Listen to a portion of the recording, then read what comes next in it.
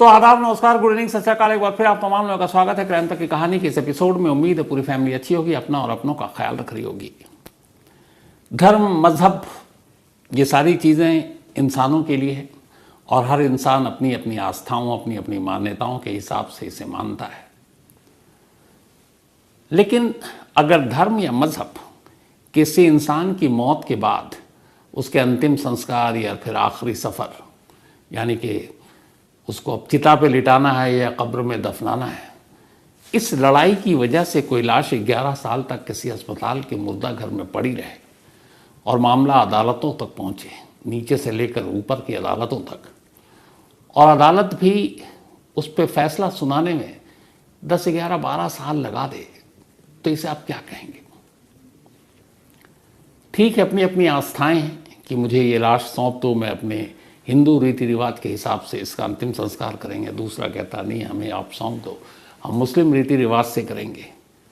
फिर अदालत आती है और 11 साल तक ये लड़ाई चलती रहती है। बेहद अजीब व गरीब ये कहानी है।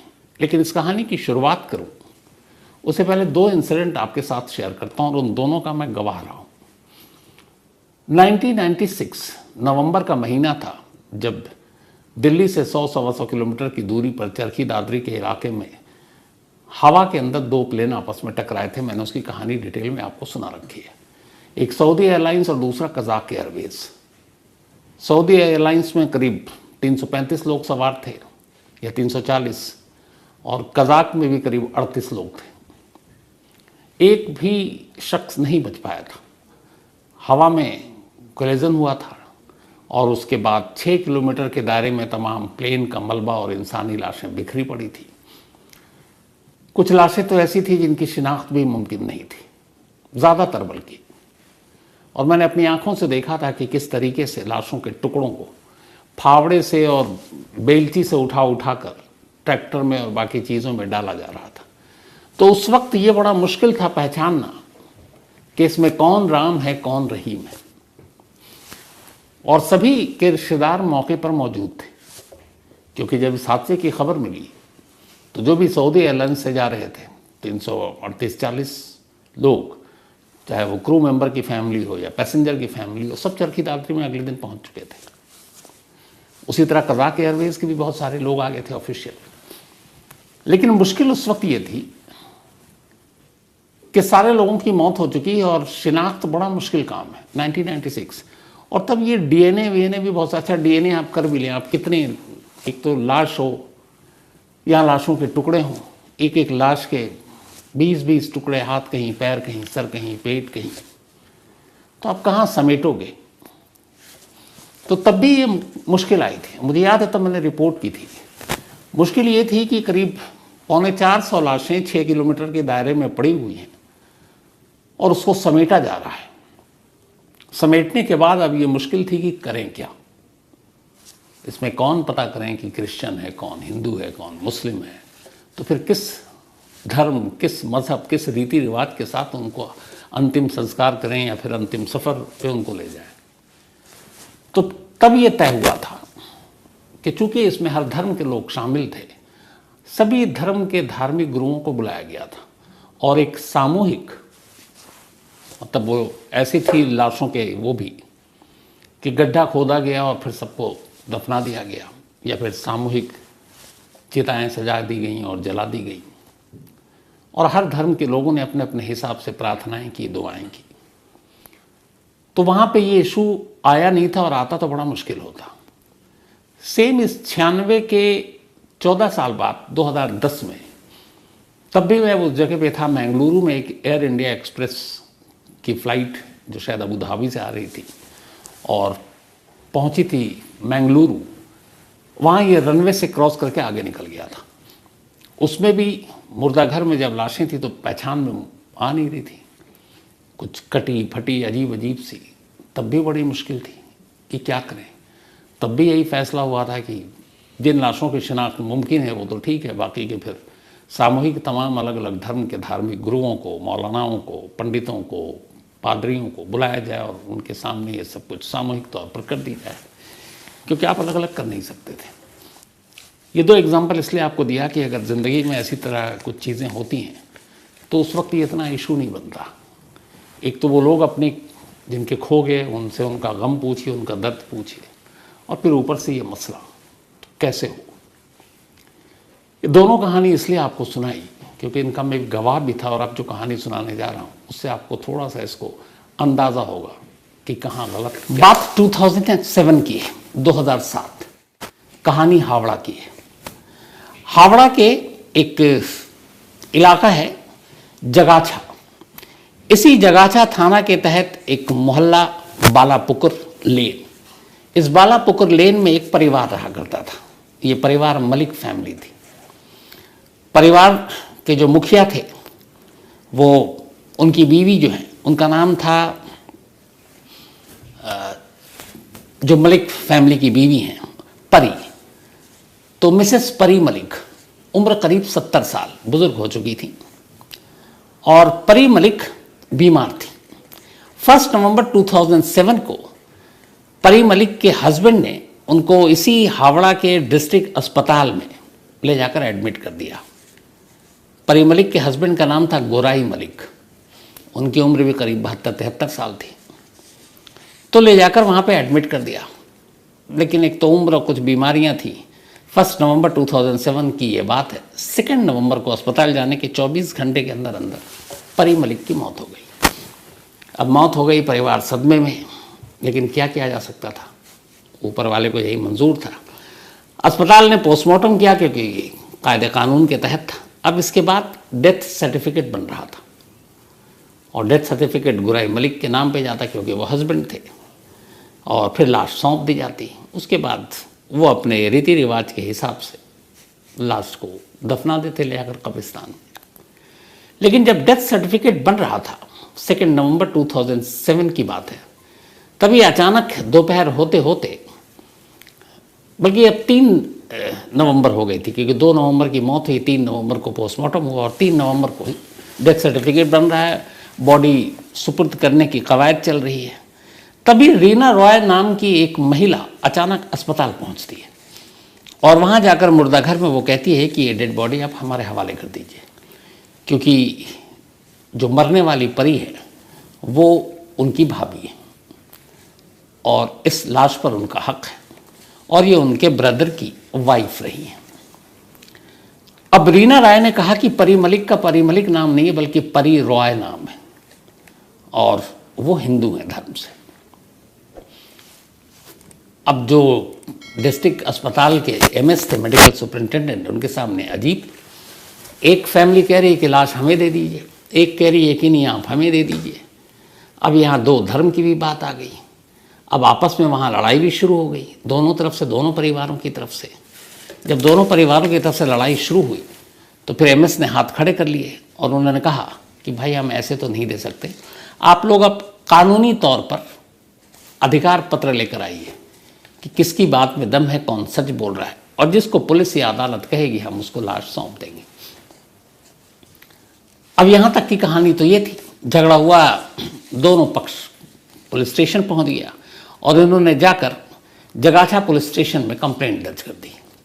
अब जगाछा पुलिस के लिए भी ये बड़ा अजीब मामला था कि एक मौत हुई है, और मौत के बाद लाश के लिए 2 अलग अलग परिवार लड़ रहे हैं कि आप हमें दिया जाए, हमें दिया जाए। अब दोनों मिलकर, यहाँ पे ये भी था कि अगर मान लीजिए एक ही धर्म, एक ही मज़हब के होते तो भी इशू नहीं था कि सौंप दिया जाए, बाकी जो रीति रिवाज उसी के हिसाब से अंतिम संस्कार या दफनाने का काम दोनों सभी मिलकर कर लें, क्योंकि मौत के वक्त दुश्मन भी साथ होते हैं।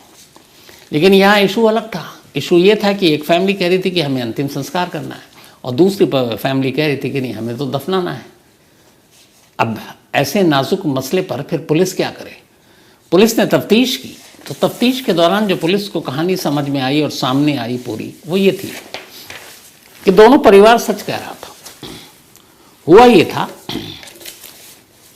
कि पहली शादी जो हुई थी परी मलिक की, वो मलिक साहब से नहीं हुई थी, मलिक साहब से उनकी दूसरी शादी थी। पहली हुई थी उनकी शादी एक मिस्टर रॉय थे, तो रॉय साहब के साथ उनकी शादी हुई, और तब वो परी रॉय हुआ करती थी। परी रॉय की जब पहली शादी हुई और उनसे एक बेटा हुआ। अब बेटा होने के बाद उनका नाम था प्रसाद राय, उनके पहले पति का। बाद में कुछ अनबन हुई, डिवोर्स हो गया, फिर प्रसाद राय की डेथ हो गई। लेकिन बेटा था, बेटा जो है अपने मतलब मायके, वो उसकी जो दादी दादा थे उनके साथ ही रहने लगा। इधर परी राय अब वहाँ से निकल गई और फिर दूसरी बस्ती में बस गई। वहाँ जाने के कुछ वक्त के बाद गोराई मलिक से उनकी मुलाकात हुई।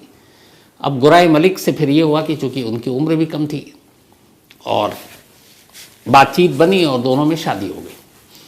तो अब परी राय ने अपना नाम बदलकर दूसरी शादी के बाद परी मलिक कर लिया। तो कायदे से वो पहले हिंदू थी, फिर परी मलिक बनने के बाद अब वो मलिक नाम रख लिया और मुस्लिम हो गई। अब गोराई मलिक से परी को 2 और बेटे हुए, तो कुल 3 बेटे हुए। पहली शादी से 1 और दूसरी शादी से 2। उसके बाद ये ज़िंदगी चलती रही इन लोगों की, खुशहाल, सब कुछ अच्छा। बच्चे भी बड़े हो गए, जवान हो गए, क्योंकि 70 प्लस की ये हो चुकी थी खुद, तो बच्चों की भी शादी हो गई। अब ये गोराई मलिक के साथ रह रही थी। उसके बाद फिर ये हुआ कि 70 की जब हुई तो तबीयत बिगड़ने लगी। फिर जैसा मैंने आपको बताया 2 नवंबर 2007 को अस्पताल में डेथ हो गई। अब जब पुलिस ने तफ्तीश की तो ये पहली और दूसरी शादी की पूरी कहानी और उसका सच पुलिस के सामने आ गया। अब पुलिस को लगा कि मसला और भी टेढ़ा, किसके हक में फैसला करें। एक वो पहले पति जिससे एक बेटा भी है और वो बेटा दावा कर रहा है, तो यहाँ पे आप उस दावे को हल्के में नहीं ले सकते क्योंकि वो उसकी भी माँ है। लेकिन दूसरी तरफ दूसरी शादी और उससे पैदा हुआ 2 और बेटे, और वो 2 बेटे दावा कर रहे हैं कि हमारे साथ रहते हैं तो हमारी अम्मी को हमारे हवाले किया जाए, हम दफनाएंगे। तो कायदे से देखें तो दोनों पक्ष अपनी अपनी जगह से ही था, क्योंकि बेशक तलाक हुआ पर बेटा तो परी का ही था, पहली शादी से भी और दूसरी शादी से भी। इधर दूसरा कह रहा है कि वो हमारे साथ हैं और हमारे साथ अब रह रही हैं, तो हम अपने हिसाब से करेंगे। तो अब पुलिस के बस की भी बात नहीं रही, क्योंकि यहाँ पे कोई 420 ही नहीं थी, कोई झूठ नहीं बोल रहा था, सारी सच्चाई सामने आ गई, रिश्तों का सच सामने आ गया, दोनों शादी की भी बात सामने आ गई। अब पुलिस ने कहा क्या करें। उधर मामला दूसरा, अस्पताल के मुर्दा घर में अब भी लाश पड़ी हुई है, डेथ सर्टिफिकेट होने का के साइन होने का इंतज़ार कर रही है। लेकिन दोनों परिवार, बहुत सारे और लोग बीच में पड़े, लेकिन कोई समझौता सुलह कुछ नहीं हो पाया। आखिरकार पुलिस ने यह मामला कहा कि भाई हमारे बस का नहीं है, लेकिन बॉडी हम आप दोनों को तब तक नहीं देंगे जब आप दोनों रजामंद न हो जाओ और एक साथ आओ। दोनों परिवार नहीं माना। अब मामला कोर्ट में चला गया, सीधे कोलकाता हाई कोर्ट में चैलेंज किया गया दोनों परिवारों की तरफ से, और कहा गया कि ये बॉडी जो है हमें दी जाए, क्योंकि हम गोराई मलिक हैं और ये हमारी बीवी परी मलिक है। उधर परी मलिक के पहले पति का बेटा वो पहुंच गया, उसने कहा ये मेरी माँ है और मैं इनका बेटा हूँ, और मेरी माँ जो है वो परी रॉय है। अब जो पुलिस के सामने दिक्कत थी वही कोर्ट के सामने दिक्कत, और दोनों पक्ष मानने को तैयार नहीं। इधर ये देखिए कि वक्त बीतता जा रहा, क्योंकि पुलिस की इन्वेस्टिगेशन, अब कोर्ट, और कोर्ट में तो ऐसा ही नहीं कि सुबह गए शाम को फैसला। लेकिन कमाल है, कोर्ट भी, मुर्दा घर में लाश पड़ी हुई है और कोर्ट, जैसे बहुत सारे होते हैं ना, ज़मीन जायदाद का केस हो या कोई और मामला हो, ठीक है सुनाते रहेंगे। यहाँ मामला दूसरा था, न सिर्फ एक लाश पड़ी है बल्कि एक लाश अपने अंतिम संस्कार का इंतज़ार कर रही है, अपने अंतिम सफ़र का इंतज़ार कर रही है, और उसका कोई कसूर नहीं है। उसके हिस्से में मौत आई और उसका ये हक है कि मौत के बाद उसकी आत्मा या रूह को जो सुकून और शांति मिले, उसके लिए ज़रूरी है, जो हमारे रीति रिवाज के हिसाब से किसी भी धर्म के, कि जब इंसान मरता है तो उसकी बहुत ही उस धार्मिक या मजहबी तरीके से उसका अंतिम संस्कार या फिर तदफीन की जाती है। तो यहाँ लाश पड़ी है, मामला बेहद संवेदनशील है, लेकिन कोर्ट पे तारीख आ रही है। दोनों परिवार मानने को तैयार नहीं है। 2007 3 नवंबर से ये लड़ाई शुरू हुई थी, 2018 आ गया, 11 साल बीत गए। 11 साल तक ये लाश उसी मुर्दा घर में पड़ी रही। अब इसके बाद लोग धीरे धीरे भूल गए। अब लाश भी क्या बची, वो तो एक कंकाल हो गया। ईगो, अहम और धर्म और मजहब की लड़ाई में एक महिला, एक औरत जिसने दम तोड़ा, वो एक मुर्दा घर के ठंडे जो भी कॉफिन कहें या फिर दराज ड्रॉवर कहें, जो लंबा सा जो भी, उसके अंदर पड़ी पड़ी वो कंकाल में तब्दील हो गई। लेकिन जिंदा लोगों का ईगो सेटिस्फाई नहीं हुआ। 2017 में एक न्यूज़पेपर ने एक आरटीआई दाखिल की थी, राइट टू इन्फॉर्मेशन, सूचना का अधिकार। तो सूचना के अधिकार के जवाब में कोलकाता प्रशासन, हावड़ा प्रशासन ने ये जवाब दिया था कि हाँ, ये केस आया और इस केस में दोनों पार्टी तैयार नहीं हुई और इसीलिए ये बाद में मामला अदालत में चला गया। हमारे लेवल पे या पुलिस के लेवल पे अब ये केस नहीं है। अब अदालत फैसला सुनाए तो हम बॉडी सौंप दें और फिर जो जिसको बॉडी सौंपी जाए अपने हिसाब से आज़ाद है अंतिम संस्कार करने के लिए या फिर दफनाने के लिए। 2018 लास्ट इस बारे में खबर आई थी। 2018, अब 5 साल हो गए उसको भी। 2018 के बाद क्या हुआ अब पता नहीं, लेकिन सरकारी दस्तावेज है आरटीआई, उसके हिसाब से 2018 तक परी रॉय कहें या परी मलिक कहें, वो अपने 2 पति और 2 खानदान के बीच की इस लड़ाई में कि उसका अंतिम संस्कार होगा या उसे दफनाया जाएगा, एक मुर्दा घर के ताबूत में बंद रही और कंकाल में तब्दील हो गई। मैं आप लोगों से आज ये कहना चाहूँगा कि इस खबर के बारे में अपनी राय ज़रूर दीजिएगा, क्योंकि क्राइम की बहुत सारी खबरें ऐसी होती हैं जिनके ऊपर शायद हम लोग कम बात करना चाहते हैं, सारी बुरी, और इसलिए मैं कहता भी नहीं हूँ कि कोई राय दे। लेकिन ऐसी खबरें जो बेहद संवेदनशील होती हैं, जो मतलब आपको झकझोर कर भी रख देती, फिर सोचने पे भी मजबूर कर देती हैं। बस इतना सोचना ये है, और सोचिएगा कि इन सारी चीज़ों के बीच में वो परी रॉय थी या परी मलिक थी, किनारे रखिए, एक इंसान थी, एक महिला थी।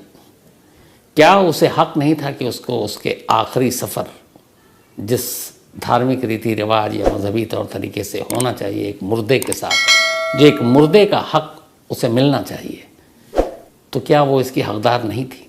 क्या उसे मिलना नहीं चाहिए? लेकिन सिस्टम, समाज, पुलिस, कानून, इन सब ने मिलकर कायदे से कहूँ एक लाइन में, मुझे कोई हिचक नहीं है बोलने में, तो ऐसा लगता है कि एक मुर्दे का भी तमाशा बना दिया। तो ये थी एक बेहद अजीब और गरीब लेकिन बेहद अफसोसनाक कहानी।